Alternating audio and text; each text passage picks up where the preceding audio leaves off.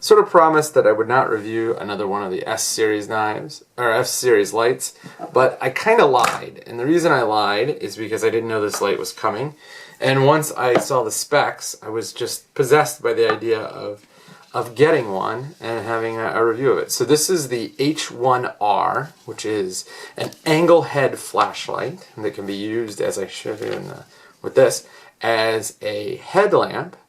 And it also can be used as a regular sort of everyday carry light. This is the S1R. This is the H1R. As you can see, the H1R is significantly smaller. That has to do with the fact that the circuitry here doesn't take up a lot of space, so they can really recess the emitter in the head and shrink the space. Compared to the S1 baton, they're exactly the same size. So the recharging stuff here, plus the emitter, make this one a little bigger, the S1R a little bit bigger.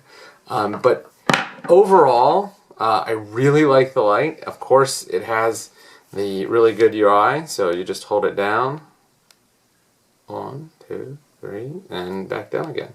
That's it. That's super, super simple. Just hold down to get what you once, then hold down to get what you want, and there you go. You can also jump to the modes directly using a combination of clicks and presses.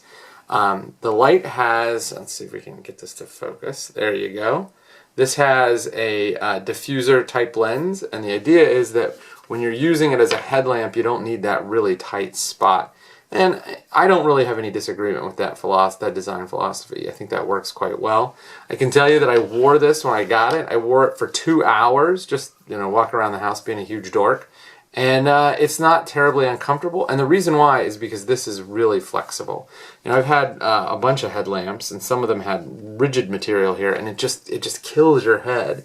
And I'm not a big headlamp guy, in part because I find these lights to be so much more useful. I mean, I can sort of put them in between my teeth and get that kind of use out of it. But if I'm outside, I'm doing lots of work with my hands in the dark, then clearly you want a headlamp. I just don't feel like that's a use case that happens that often, and certainly not enough to justify that your main light be a headlamp. But if you can get a good EDC light like this one, that happens to be a headlamp, that's not a bad deal at all. I know that this is really similar to a light from Zebralight. I don't know what they call it now. It's some combination of SC and whatever, or HC and whatever. But the competition between Olight and Zebralight is really tight right now. They both have a bunch of really good lights. And for me, I give the nod to Olight because I like the UI better. But this light is a rechargeable light. Not only is this a magnetic tail cap, it is also a rechargeable tail cap. So the same charger works for this, and this, which means that you can run really a whole series of flashlights off the same charger. And I basically have the charger set up on a charging station in my office next to the computer, and whatever light I'm using, I just pop it on, put that on, and then take it off when I need it. And the reality is those 3 lights could probably keep me illuminated for a very, very long time in the event of a power outage. I like the fit and finish on the Baton series, and the H series is no different. I like the touch of blue anodization around the activation switch and the emitter window. Everything on these lights is just really easy to use, really nice, and really well done. So I said I was not going to review anymore. Technically, this is not part of the S series because it's a headlamp, but it has a lot of the same features as those do, and it's a very, very good light. The package that you get with this all comes in around $67. It's easily worth the price, and it's one of the better headlamps I've had. Right now, in addition to this, I have a black diamond headlamp that I got at the recommendation of the Wirecutter, which I love the Wirecutter. It's a great website, and I use them for all sorts of things. But the guy that wrote the Wirecutter stuff on flashlights really has a bias towards headlamps, and because he's only ever used the headlamps, like the headlamps from companies that exclusively do headlamps, he just has no experience. Like, this puts out 600 lumens, and the Black Diamond puts out 130 lumens. And you can say, well, look, you're never going to use 600 lumens in a headlamp. That's fine. This puts out 100 lumens as well, and it lasts a much longer time than the 3 AAA batteries in the Black Diamond.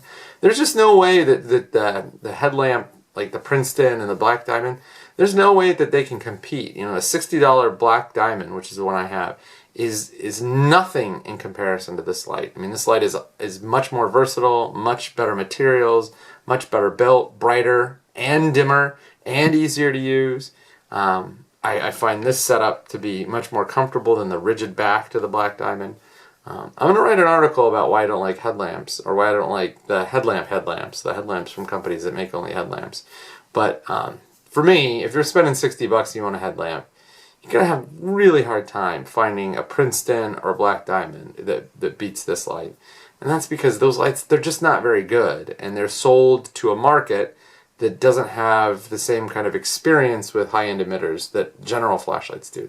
They found their market, and they've tailored very well to that market, and they have a lot of really neat features. Like they have, you know, the black diamond I have has a touch slider, so you can touch it on the side and pull your finger up and it gets it brighter, or you can touch it on the side and pull your finger down and it gets it dimmer. Those are really interesting and innovative features, but in terms of performance and materials and technology, they're way behind the times, and I can't see recommending one of them, and I certainly can't see buying one of them when you can get something like this.